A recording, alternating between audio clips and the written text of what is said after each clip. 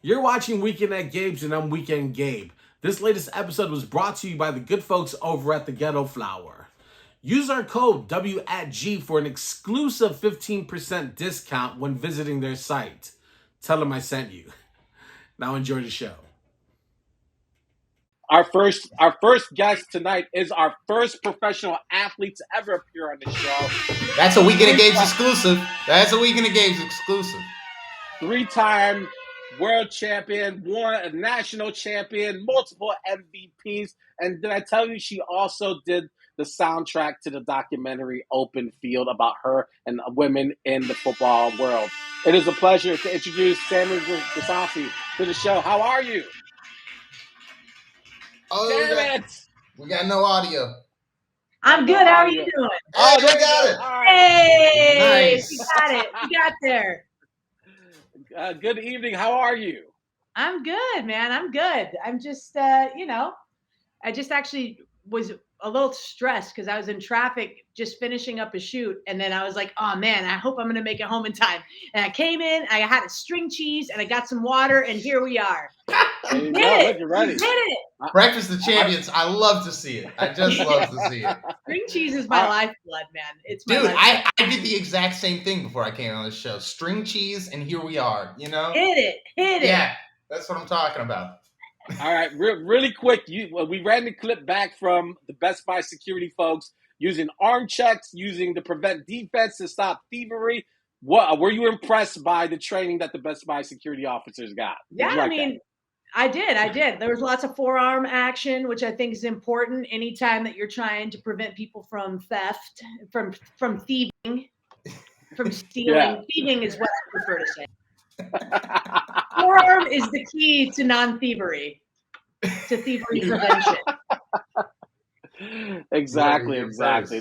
They're doing good stuff. They're doing good stuff over at Best Buy. But thank you for joining us. Thank you also for sending us a screener of Open Field, the documentary that primarily focuses on you and your career, but also highlights the contributions of women into the American football world and the football league that was taking place. Was the Women's Football League, WFL, when you're a part of the Chicago Force. It's a phenomenal just us getting into that world where most of the time we don't get to see that, and you guys discuss that the idea of women being more prominent on television screens, being more in the forefront is analyzed, and you guys go into that conversation. But talk a little bit about the film itself, and what was this stirring conversation that sort of generated the idea, like, this is the time that we need to have this conversation and focus on women in sports, especially in football, where we don't see women ever make it to the NFL like we've been seeing in certain other sports, where we may see a woman in minor league baseball, or we may see a woman in hockey or such. But football seems to sort of, like you guys kind of mentioned this, like that's a hard no from jump, and you and other women are breaking through that glass pane. But talk a little bit about why now is the time to have that conversation. Yeah, well, I mean, I think now is the time to have that conversation because it's happening a lot now. I mean, the breakthroughs, in a sense, has already occurred. I mean, there are, as you saw the film, so you saw that there are several, nearly, I think over 100 now positions that women hold now in the NFL, largely due in part to Sam Rapoport. And Sam Rapoport, was basically the biggest, one of the big reasons for the first Team USA. She helped, implement that. She was with USA Football at the time. So, the breakthrough's kind of been happening, but it's like anything else, it's like people think that overnight, there's overnight careers. There's no such thing as an overnight career. There's no such thing as, like, this has been happening for a long time. So much so that, even I started playing football in 95 when I was 10, which the film gets into. But I had no idea that there was a league in the 70s, and then again, or even before that in the 1920s. I had no idea. There was no publicity on it. It wasn't really talked about. It was kind of kept under the radar. So why is now the time? I think with just like anything, I think that equality is important, and this has been happening for so long that it's time that it gets to the forefront, and people know about it because it's awesome. Absolutely. I thought that was a particularly interesting part of the film, and not to give anything away, but I had the exact same reaction to the 70s Women's Football League, and then in the 20s, which apparently they stopped because blows to the chest could potentially give you cancer, which whatever. Look at you quoting the movie. Wild as hell. But there's a part in the movie where you talk about you think you may have been the first woman to quarterback her varsity football team In California, D1 California, yeah. Right. And then you go on to say, I'm not actually sure. There could have been somebody before. Is that like a title that at some point you will be willing to claim? Or is it just like, yeah, sure. This is all lost to the annals of history? Well, I think that that's actually a great point that you bring up. And that answers, Gabe's question too, is that now is the time, because any time is the right time to start recording history. You can go back so far and find ridiculous history on so many dumb things. And this is really important that this has been taking place for as many years as it has. And if somebody doesn't record this information, then it will just get lost like everything else. So, like I said in the film, I didn't feel comfortable claiming something that I didn't have all of the information on. I'm sure if I did get all that information and I was the first, I'd claim it, but I didn't feel comfortable doing that without knowing for sure. I think that there's a lot of that, it's just like it's like going anywhere and it's like the world's best cup of coffee. It's like, I don't want to claim that unless I actually make the dopest cup of coffee, Right. Same with this. I think that would be unfortunate, and I would feel like an asshole if some woman before me had actually gone through that and was the first, and I was over here trying to claim that shit. Like, I wouldn't be okay with that. Pardon my French. I have. That's okay. This is an open space. I love Twitch. I love it. Well, one of the things that I noticed, and when you guys were sitting during the film, you're sitting with your parents, and you guys are going through the scrapbook of all the media and the stories that have been written about you during the course since your childhood up until your national championships with Team USA, and so you've always been very modest about the things that are happening to you, and that. And you kind of quote this in the end, that these were attainable goals. Like, it wasn't like I was doing anything particularly special. It was just that it just never happened, or we're now discovering that it just wasn't talked about in the same frequency as it does with boys and men's sports. But you seem just so humbled about everything that's ever happened to you, and that it's just part of the process of continuing to work. Well, yeah, I mean, here's my point of view. When I was a kid, I just wanted to play ball. And so that was to me, that was the most important thing. I just wanted to have the equal opportunity to I just wanted to be looked at like a player. I didn't care about any of the other stuff, and it's interesting because when I was playing for the Chicago Force, I remember this switch that happened like later in my career when I was with them. And this little girl came up and she's like, I want to do this too. Like, I want to play football. And I was like, oh yeah. I was like, cool. Like, what do you love about it? She's like, I want to be on television. Like, I want to be on the news. And I'm like, that's not why you should play football. Like it was like this fame hunger. It wasn't, or recognition. It wasn't really about the game. And for me, it was just about the game. Like, I just wanted to play. And I didn't really want to have to deal with all of these outlying things, because back then it wasn't positive. Like, it was, you can't do this because of this. It wasn't, here, let's give you a platform or whatever, like it was a very different experience.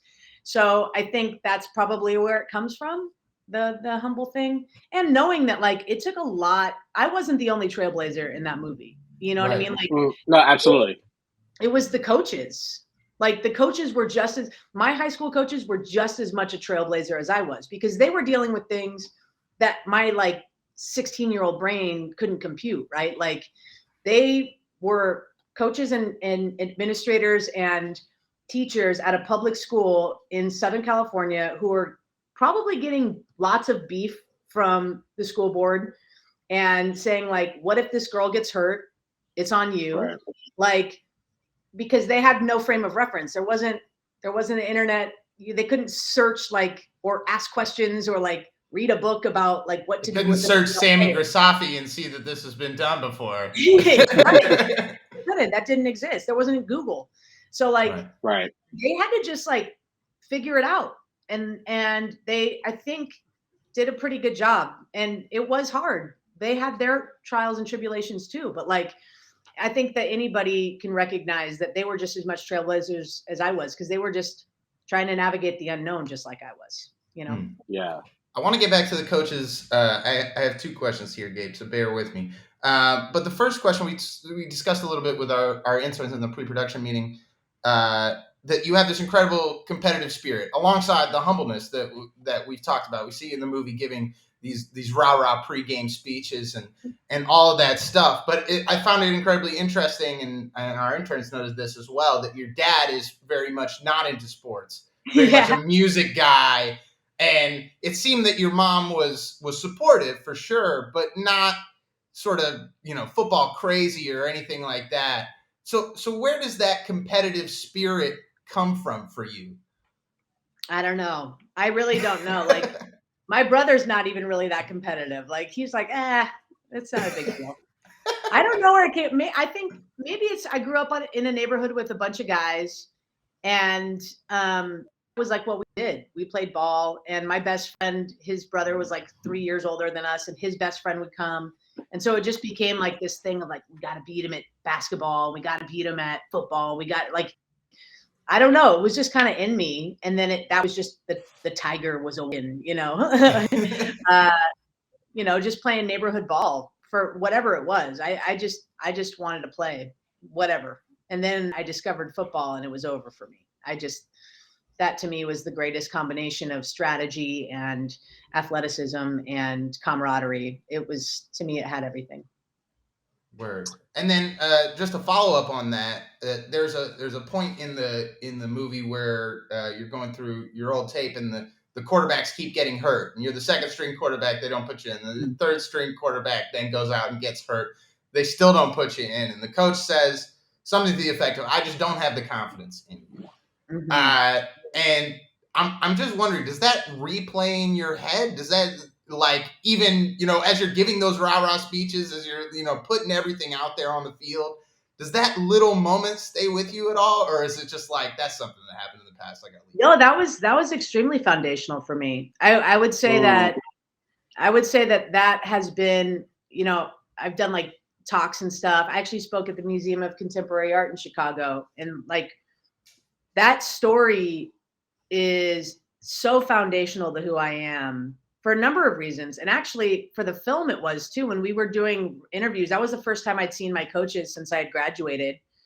And they, the one coach, Coach Mauger, he actually got really defensive when these stories were retold to him. And you see that a little bit in the film, but we do.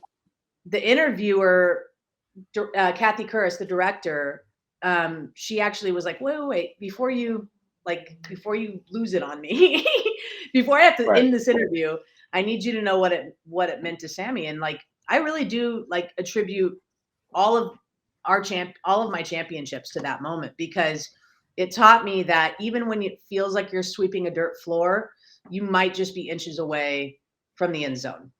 Everything in life is 4th and inches, because literally I thought about quitting. I showed up on Monday. I started.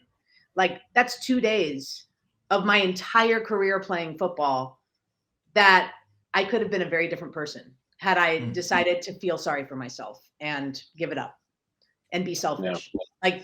If I decided that, I would be a very different person than if I just was okay, I still want to be a part of this team because I love my teammates and I love this game. And whatever my role is this year is what my role is going to be, regardless of what the expected outcome is.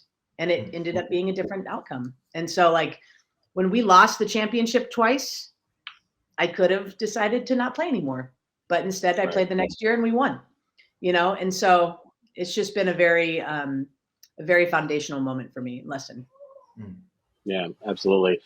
We see that when you get to the Women's Football League, the Chicago Force, we get this insight into this world of women who are literally paying to play and to perform and to participate in a league that just isn't provided for them, and all the financial commitment, the personal commitment that they have to make to engage into something that they're passionate about. And as much as I think there's like a pride factor in that, it's like it's heartbreaking to hear that you have to play to get injured. So it's like, so when you look and reflect on the last time that you suited up, and how far we're coming, or how far we haven't gone yet, as far as sponsoring and investing into women's sports, and you and the owner of the Force kind of talked about that, like needing sponsorships, ad revenue, TV, to like make it a profitable revenue stream so that the players themselves don't have to commit financially. Are we anywhere close to that occurring in your eyes? Do you see us making any, I say us, but society or the business community making any strides towards making that a reality? I mean, there's efforts that are being made for sure. And there's more teams now than there have ever been. There's the WFA, which is shown in the film, and that's the league that I played in. But since then, there's been a couple of offshoots of other one. Odessa Jenkins, who has the ping pong line, she actually started her own league, the WNFC, and they've been going strong, and they have teams all over the country. So there are more teams now. I believe there are more teams now in collectively in all of the leagues than there ever have been, and there's more sponsorship dollars that are allocated to that. And I believe the WFA now is last year, I don't believe I was there. They had their national championship at the Pro Football Hall of Fame in Canton, Ohio. So there's some support there from the Pro Football Hall of Fame. And like I said, Sam Rappaport has been doing these women in football forums, NFL women in careers forums. And that's really fostered a lot of females that have come into positions that they otherwise wouldn't have access to prior to that program. So I do think that these strides are being made. I think that brands are now more open to it because they've been seeing it a lot more, like with Katie Sowers. She broke the mold for a lot. Jen Walter, who was the first, who was also on the first Team USA with me, Jennifer King, who's coaching with the Washington football team. It's happening. It's snowballing. Callie Bronson, she's been with, I believe, the Browns for a while now, and she also was on the Team USA, and she's now head coach of Team USA for this upcoming year. So there's been some growth. It takes a long time. Erosion takes time if you want to do it sustainably and with the structure that's necessary to sustain it. Yeah, absolutely. Speaking of the Pro Football Hall of Fame in Canton, Ohio, your song "Manifest" is obviously a huge part of the movie, and you filmed the music video in Canton. Were they supportive of those ideas? How was your interaction with them as you were shooting and going around? Yeah, they were great. They were fantastic, and I got to tell you, I mean, like as excited as I was to go, in the film, when I go to leave the stadium, I get to see, where the 49ers do their thing. I felt that same kind of energy going to the Pro Football Hall of Fame, getting to perform a song I wrote about basically the 4th and inches mentality that I just shared with you, that was spawned from that story that happened to me when I was 15 playing football, and then getting to sing a song that's kind of been inspired by that on, like, where the mecca is that every NFL player wants to end up, with their name and their bust in that location. It was pretty surreal and special. And I was very grateful to the team for everything, for them allowing us to do that, giving us access to that. And then quick follow-up there, because you talked about Katie Sowers and the 49ers. Could you ever see a career for yourself on the coaching side of things, or are you very much all about that action? Great question. I love coaching. I think that, I've dabbled here and there a little bit. If I wanted to do coaching the way that if I wanted to be the kind of coach that would require a lot of time, and I just have so many interests that I don't think I would do it justice to be a coach, because you have to live, eat, breathe it. You know, like Coach Konecki, who I think is one of the greatest football coaches, and I mean like ever. I mean NFL, college, anything. The man is a student of the game through and through. I mean, studying, you know, every kind of case study of time management, you know, back to the beginning of football and so on and so forth. Like the guy and what's new and what's happening currently. So like, that's the kind of coach I would want to be, but I have too many other interests to be that kind of coach. I wouldn't be able to fulfill my potential, and therefore I don't think it's for me.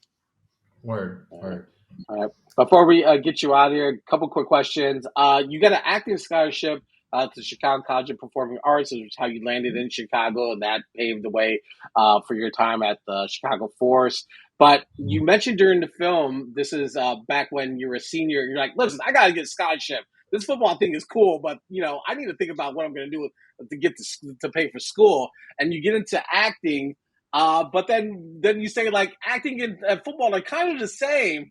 And we were in a pre-production meeting kind of like, well, how is that exactly? So please enlighten us and with the similarities. Well, there's a few things. One, it happens live, right? Like you have to think on your feet. There's nothing, especially I'm talking like primarily stage acting, right? It happens live. There's no do-overs. You have to think on your feet. You have to rely on your fellow ensemble members or your teammates to do their part. And you can't like overperform to try to make up for their shitty performance. Like whether you're on the football field or you're on the stage, like you just have to listen to each other and communicate and do your thing. Otherwise it's going to fall apart. So it's like, it's very much this kind of, you know, system and I don't even know what the word is. It's you're a team. You call it a 1 versus 11 mentality. Was that? Am I 111. Right on that? Yeah, the 111. That's it. Yeah, it's like an ensemble play. Like everybody has to lift their piece, otherwise it sucks. And that's the way. You know, both happen in front of an audience. Both require a little swag. You know, so like I would say there's a lot of more similarities than differences. Word. One last question for me, a little fun one before we get out of here. Who are your 3 biggest sports icons? That's a good question. Well, Joe Montana, first and foremost. I just You're a big 49ers fan, just through and through? Through and through since I was a kid. But Joe Montana is one of my favorites because first I met him and I met him at Carmine's. I was working at Carmine's when I was like 20 and he was the coolest dude. And just, they say, don't meet your mentors or your idols, but I'm glad I did because he was awesome. So Joe Montana, especially because he always kept a sense of humor, you know, all the time. Let's see. I was just reading about Roger Federer recently, and what I really dig about him is that he was such like he was really good at a bunch of different things. He wasn't like Tiger Woods where he was a specialist and he was just like chipping away all the time at, I mean, different sports, but he was just like had his hand in every little piece and just happened to be good at everything. And I appreciate that, like, he was just he is a really dynamic person and was able to apply and take transferable skills from one thing to the next. And that's kind of the life that I have. And that's inspiring. And I appreciate that in this specialist idolizing world. And then I would say probably like the 1996 women's soccer team, like the whole. Yes. Brandy Chastain in the gang. Mia Hamm, all of them, because you know they were out there like making women's soccer, like and even the teams before them, they got the benefit in some ways, but like the women's soccer team figured out like what to do. They went and they taught and they ran camps for free for young girls, and they created an entire generation of soccer lovers through like grassroots work without television, anything, and that's what gave them the platform, because there was demand and they went out and got it. Like, they didn't wait for somebody to hand it to them, wait for the rest of the world to catch up, So I appreciate that grit and what it took from that entire team and the teams before them. They were a huge, huge win for women's sports, I think. Hell yeah. That's a great answer. All right, before we get out to you, one real fun question. You spent considerable time here in Chicago. You had a chance to eat our food, breathe our air, drink our water. Oh, I'm part Chicago. It's not separate. That's Chicago's. Well, I have it tattooed on me. There you go. Be part of me. Yeah. Gun to head, if you had to choose California cuisines or Chicago, anything, I'm just leaving it open broadly. No, come on. All right, here's what I'll say.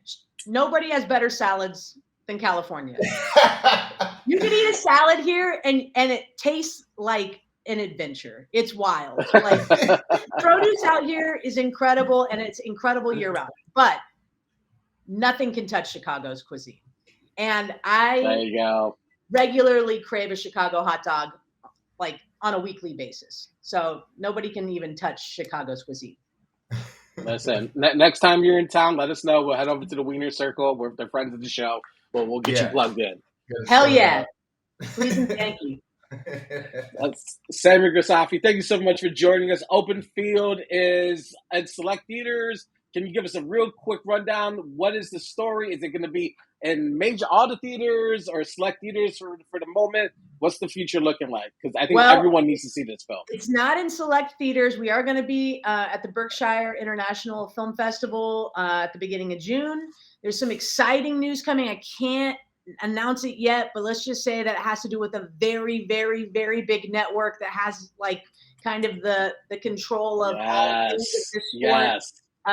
But that's not confirmed, but it's looking good. You can't break a certain network with a certain 3 letters on it? Yeah. It's acronym-y. Yeah, a little bit football related, maybe. Yeah. Something might be happening with that also in June. So June's going to be a big month. My advice is go to openfieldmovie.com and sign up for our mailing list, and you'll get all of the updates. Or you can go or you can go to samigrisafe.com and also get information there. So that's what I do. Listen, everyone, please go watch this. Find a way to see it. It's amazing. It's one of the best things I've seen this year. We appreciate your time so much for joining us. We can't wait to have you back in the city soon, because I think you represent the finest in all that we do and the great work that you've done on the field and also off the field. And we can't wait for hopefully the new album or something is on the way. We'd love to have you back to talk about it. On the way. Thank you both for having me.